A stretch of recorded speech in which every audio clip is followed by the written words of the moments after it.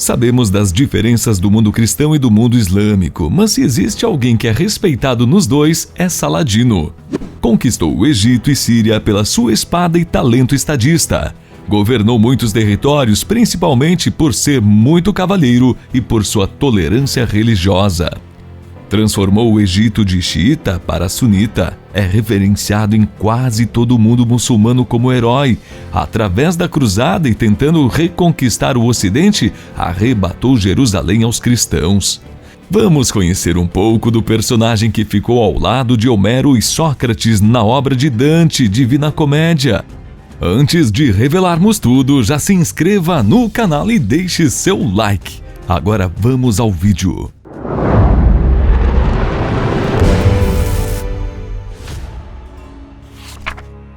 O herói muçulmano Salah al-Din Yusuf, conhecido como Saladino, nasceu no ano de 137. Sua família, que era curda, migrou para a Mesopotâmia. Para alguns, ele é considerado o curdo mais famoso da história. Saddam Hussein foi condenado pelo genocídio do povo curdo, utilizando armas químicas. Destruiu o povo de um dos principais heróis muçulmanos 8 séculos após sua existência. Carreira. O jovem Saladino começou sua carreira militar, apesar de suas inclinações serem bem mais religiosas, com o auxílio de seu tio Assad no Egito. O período era de instabilidade e estava bem ameaçado pelos bizantinos, existindo perigo até de haver uma guerra civil. Nesse mesmo tempo, os egípcios perderam uma batalha contra os sírios e ele comandava uma parte do exército que saiu vitorioso do confronto de 1166.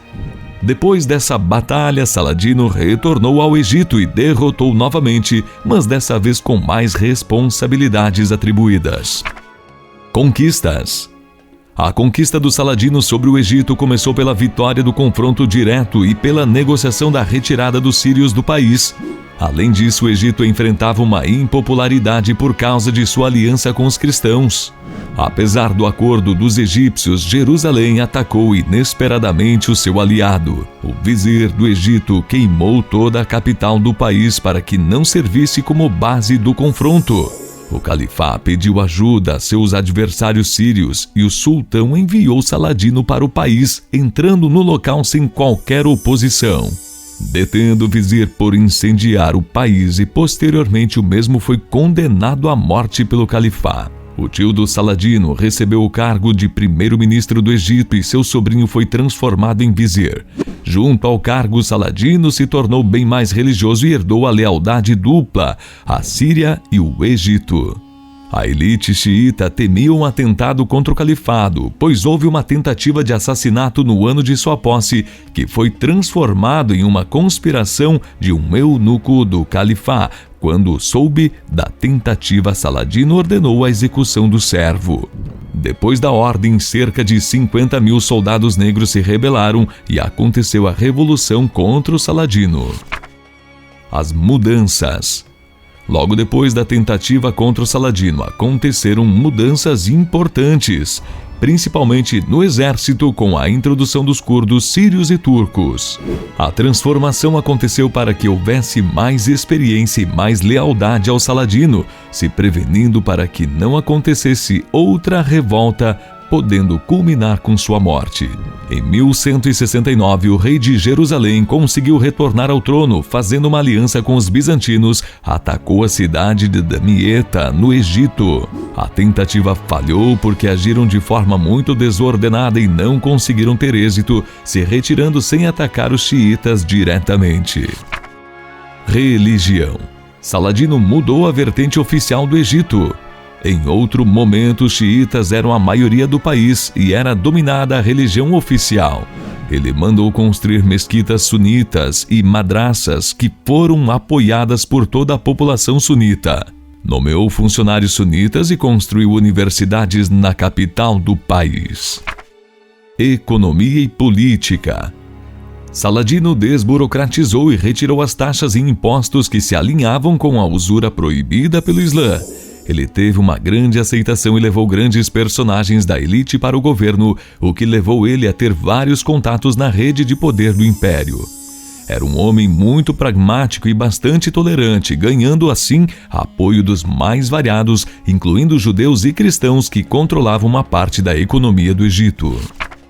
Consolidação.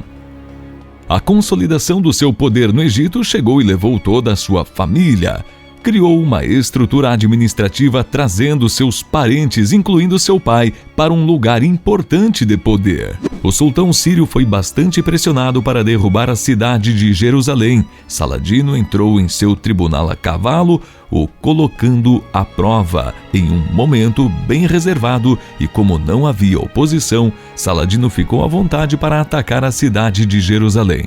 O rei estava desprotegido, evitando totalmente seus inimigos. Saladino conquistou a cidade e os cristãos. Posteriormente, Saladino foi colocado à prova pelo sultão, que pedia que fosse dissolvido o califado no Egito. O pedido veio para que o poder de Damasco fosse expandido e agradasse o califado de Bagdá. Saladino sabia que o califado do Egito era bastante doente e logo morreria, então procrastinou o pedido do sultão. Em junho de 1171 ele faleceu, e assim Saladino conquistou o Egito sem derramamento de sangue, reintegrando oficialmente a comunidade sunita. A primeira oração na sexta-feira após a morte do califá xiita foi feita em nome do califá abássida, que era sunita. Depois desse feito, Saladino passou a ser bastante reconhecido em toda a comunidade islâmica. A independência. Saladino se sentia bastante preso ao sultão, mesmo que Damasco e Cairo tivessem uma distância bem significativa, ele ainda precisava ser subordinado. O califá tinha bastante poder e quando o país reconheceu Saladino como sultão do Egito, ele se preparou para atacar. Ele morreu antes que acontecesse a tentativa e foi substituído pelo seu filho de 11 anos. A morte do seu chefe abriu um caminho para a independência do Saladino. Ele precisou tomar medidas a fim de tomar o poder totalmente e para isso precisaria entrar em Damasco.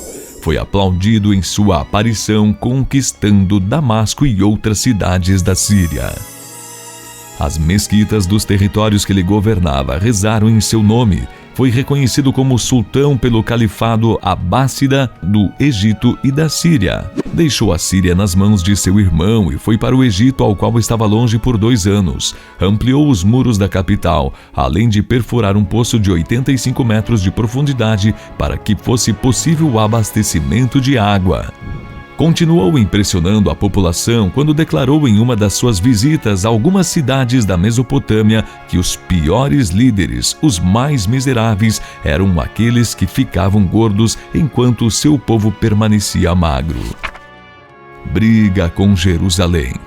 Podemos ver aqui uma disputa constante com o Império Cristão e mesmo após tanto tempo, essa briga não diminuiu. Apesar de ter existido uma trégua em 1187, ocorreu outra batalha. Jerusalém e seus aliados foram para cima do Saladino. O comandante da tropa de Jerusalém era famoso pela sua crueldade contra os cidadãos inocentes e indefesos. A vitória esmagadora de Saladino se concretizou quando destruiu o império e seus principais comandantes, incluindo aquele mais impiedoso, ao qual matou ele mesmo com sua espada. Concluiu dizendo diretamente ao rei de Jerusalém que presenciou o assassinato, que a execução daquele homem só aconteceu por causa de sua superficialidade e maldade. Depois dessa vitória, ele saiu conquistando vários outros territórios de maneira fácil, incluindo a Cidade Santa. Perdoou todos os habitantes da cidade, precisando apenas pagar uma quantia de imposto. Ele mesmo pagou o valor para milhares de pessoas pobres da região.